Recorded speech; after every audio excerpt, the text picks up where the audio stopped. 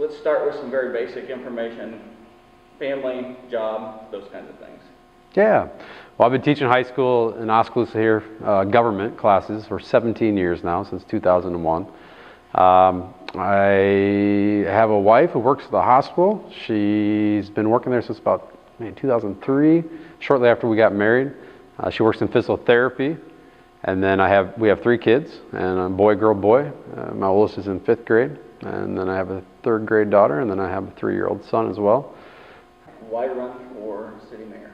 Yeah, it's something that's always been a dream and a goal of mine. I love political science, government. I took every single class I could in high school and college. I minored in political science, majored, of course, in history, but always had a love for it. Definitely a connection to the community. As a teacher, I've been a public employee for years anyway, and I love being out in the public and working with the public, and just that connection to the community through the students and the parents. It's always been kind of to me, it seems like a natural transition. I mean, I teach government, I love government, I work in the community already as a public figure. Just seems like a smooth, natural transition. And so you must have a vision of what you want the mayoral position to be, and then ultimately also Oskaloosa. So can you share with us some of that vision that you have? Well, I mean, I think to a certain extent we're on the right track. I love some of the things we've been doing, and I mentioned this a little bit before with, emphasizing the downtown area, trying to be innovative. The alley, the facade program, I think the rec trail, I think the childhood and development center, early development center is crucial. I'd like to see us continue to be proud of what we have, but yet look to innovative ways to expand. I think you bring in a place like that childhood center, man, that's going to be a major important part for our community. I'd like to see us, as we continue on, look at ways to be more green, not only literally as far as maybe some more green and open spaces, but also with our facilities. What are ways that we can be more of a environmental friendly community?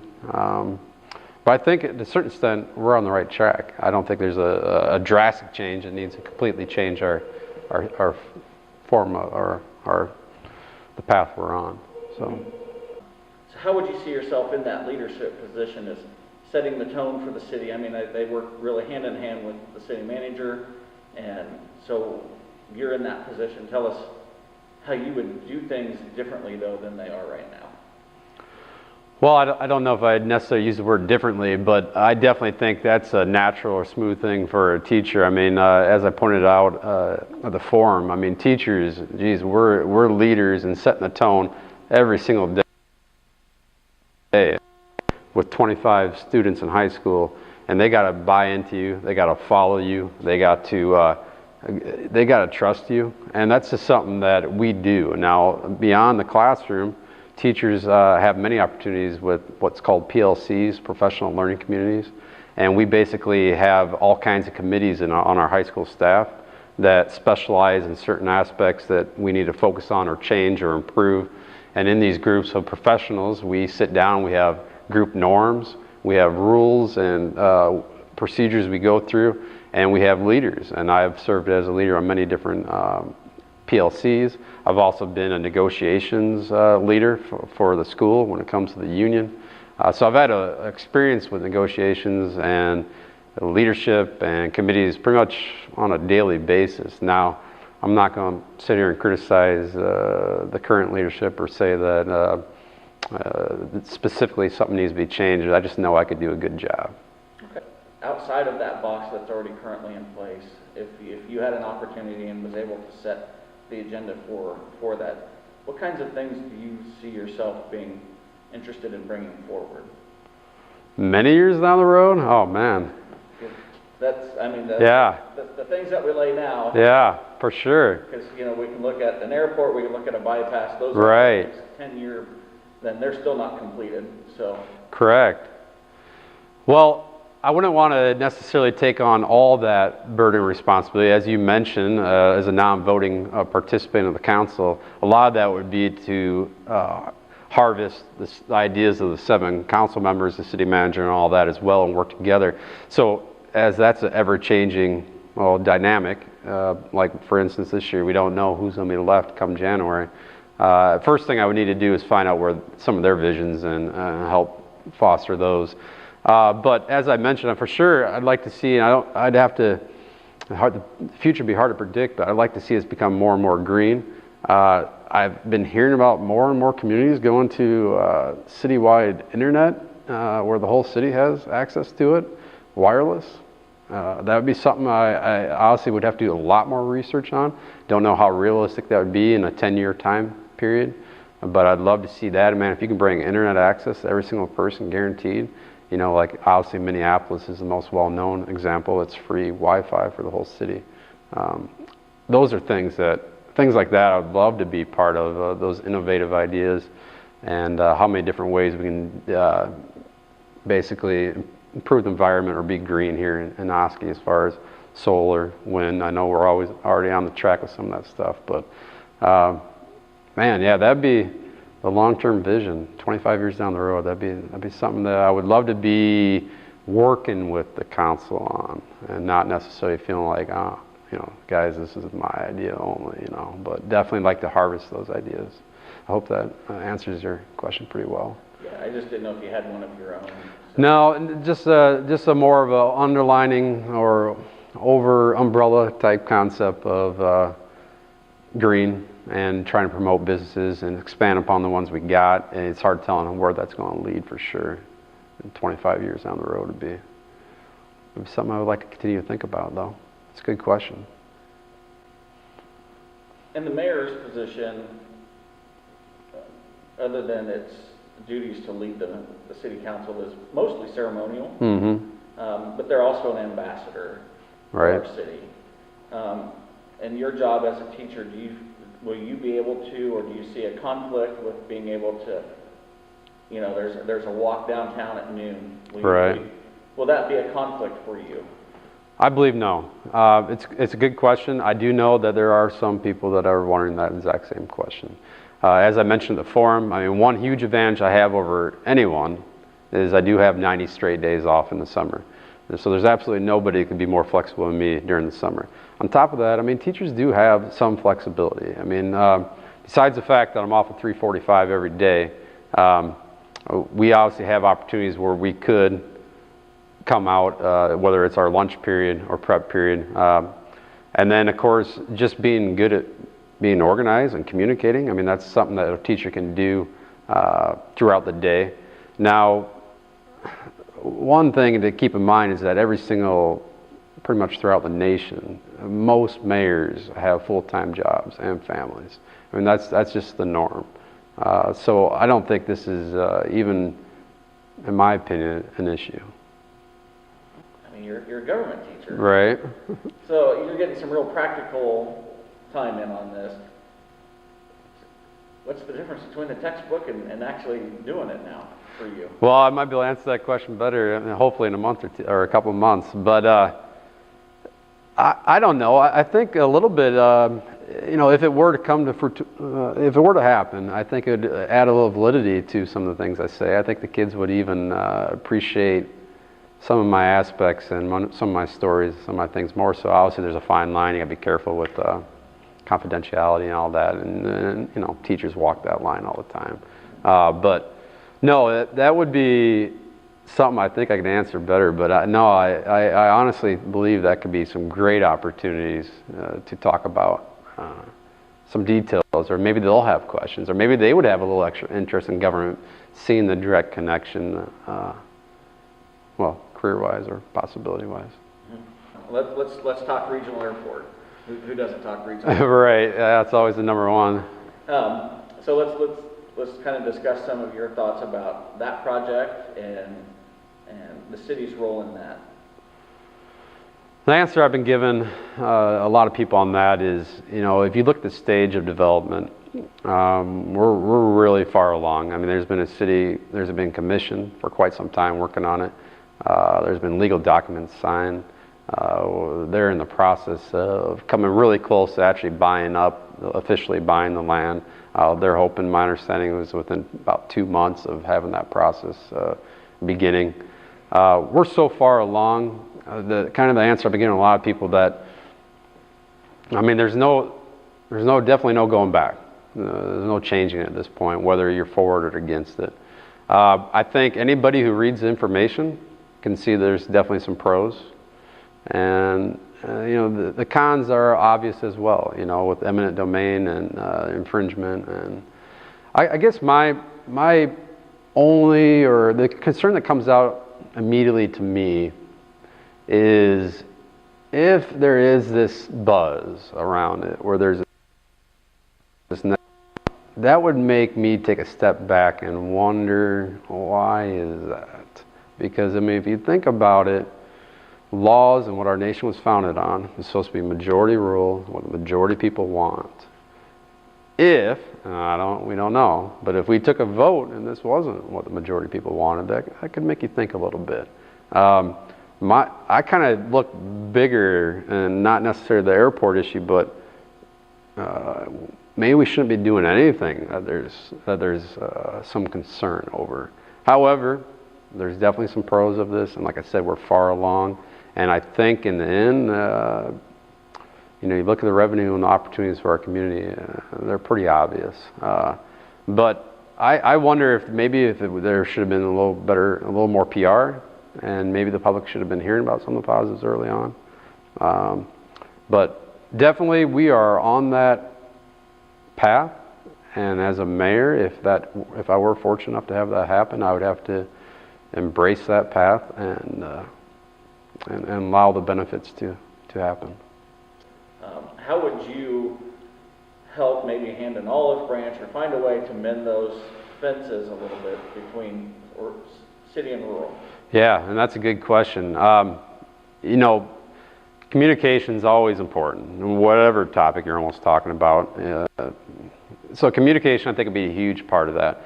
And going back to the PR, I know there were some technicalities and legalities on certain things they could and could not discuss early on in the process. I completely understand that. You know, they obviously had certain things they couldn't specifically say. But I think as much as possible, the positives need to come out early before people have a formed opinion, and the positives need to be promoted. There needs to be more, perhaps, forums, more opportunities for people to come out and just state all these positives. Because, I mean, there's no doubt there's positives with the rec center. There's no doubt there's positives with the airport. But sometimes when that knee-jerk reaction to the negatives of what we're looking at here, they get too strong early on. And I just think communication, working on forums, and the PR and the positives out there as soon as possible. Let's kind of hear your thoughts a little bit, first of all, about roads and streets and what your plan or vision would be for that and Oskaloosa. Well, you know, like many people, I drive around, and you know, it's an easy complaint by many people. You hit a pothole or whatever. The roads are definitely, they need improvement. I don't think there's anybody out there that would say the opposite. At least I haven't met anybody. You know, I grew up in Illinois, and Illinois has their issues, but I'll tell you one thing about Illinois is that their roads are pretty good.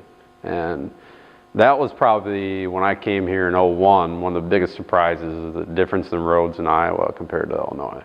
I would really like to see a massive improvement on the roads. It scares me a little bit knowing that the sewage and the water needs another major overhaul down the road. Obviously, you're looking at another increase, which I don't even know how right now people could afford that. I mean, with the bills, I know my bill is almost 3 times higher than it used to be. There's some scariness there with the condition that things are in and the amount of money that it may cost down the road to fix them. There's a lot of worry. I know that's one of the biggest concerns from people is my current property taxes and my water bill. When I pay those two, I can vouch myself. That's a big chunk of money. And then to hear that more is going to have to be invested in the water, I'd just really like to personally see all those numbers. One thing I'm promising is fiscal responsibility. I'd really like to know how this is all playing out. I'd like to see more. I would really like to make sure that our money is being used 100% efficiently. And we'll circle back to the roads, and and your desire to improve those. I mean, I Yeah. don't know any of us that want to drive. Yeah, potholes. nobody does. So how would you help finance that as from a city's end? Yeah, that's the big question, and I would love, that'd be one of the first things that I want to propose to the council. Now, maybe our current mayor has already done that, but I'd really like to know, like, let's have a brainstorm session. Let's have dates, come back with ideas. Like, what are things we can do to help alleviate this financial burden on the people of Oskaloosa? I'm also thinking, company-wise. I mean, you think of not only building here, but coming here. I mean, those types of increases and the ones that are coming, I mean, you think it would be a deterrent for some people to come here or want to be here. I mean, I know myself, those bills really hurt, the property tax and the water taxes. But brainstorming session, like to sit here right now in this moment and say I have this great idea, I would have to really see the numbers more so, and then I would have to, we'd have to make that a focal point of the council, the city manager. And I would like to think within the first couple of months have a progressive idea, innovative idea, something to help. People need help. The DNR has set out a huge amount of mandates for every city. Yep. in Iowa. So one of your jobs as mayor would be as an ambassador or somebody that could reach out to the DNR and say, your rules for this are causing our citizens. How would you go about, working with state agencies for the betterment then of Oskaloosa? Oh, I'd love to do that. I mean, first of all, you have to have all your base knowledge, which should be something that we'd have to set as a priority.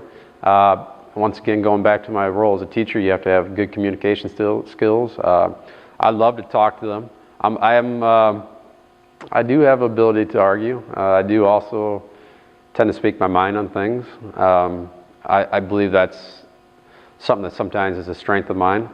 But I would love to be an ambassador and communicate for that. And man, if we could even get studies across the state on this impact and promote the needed change, or let them realize what this is really meaning to the people living here in Iowa.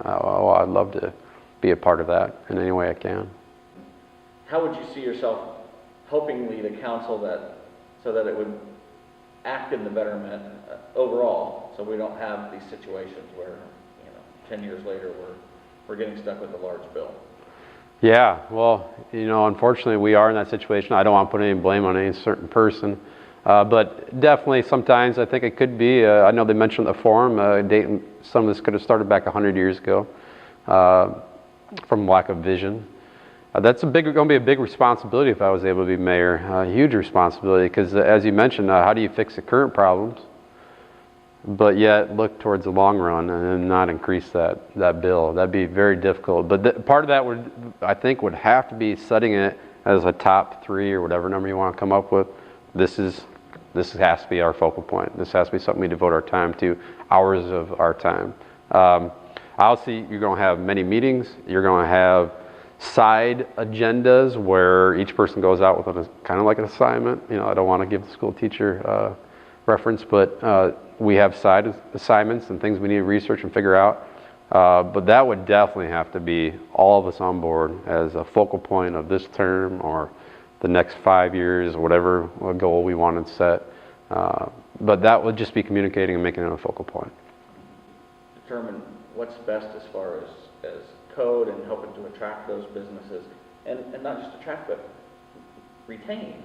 I mean, we don't large bills, those kinds of things. How do we retain through the use of our codes so that we don't lose anymore and hopefully then attract? Well, that would be another early on goal. Definitely we got to sit down and we got to look at those codes and really analyze them. A lot of times in teaching we do it with standards, like what are our focal points, what are things we need to really concentrate on, and is this best practice? I think you'd have to take the same approach with those codes. I'd be very curious myself to see all of them with the council, us to sit down, talk them over.